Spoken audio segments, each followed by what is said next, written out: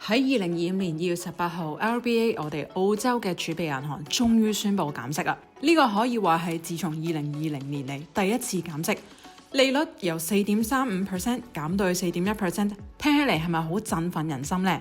但係其實講句真話，其實佢減完息之後，我哋生活嘅壓力都唔係真係低咗咁多㗎，一年慳千幾2000蚊。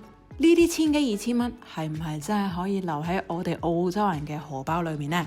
我哋喺澳洲嗰度住，實際感受到嘅呢，就係我哋嘅生活成本升得比減利息仲快啊！唔知大家有冇發現呢？近排去超市買嘢啦，同埋你哋俾錢嘅水電煤嘅帳單係越嚟越驚人㗎，一包生菜甚至乎係一樽牛奶呢，個價格都慢慢咁樣調升啦。咁啊，油價、水電煤啊、市政費各種帳單全部都喺度漲喎。呢一種咧唔係一個錯覺嚟㗎，其實我哋澳洲人實際真係變得越嚟越窮㗎。咁好多家庭係被逼削減開支，就連我哋嘅家庭儲蓄率啊都跌到去得0.6% 嘅啫。咁但係令人更加無奈嘅就係減息帶嚟嘅結果就係我哋好高昂嘅消費者信心同埋樓市漲幅喎，令到我哋澳洲樓嘅負擔性又變得更加差啦。咁點解澳洲政府做咁多嘢令到經濟上升，但係我哋澳洲人嘅生活都越嚟越窮呢？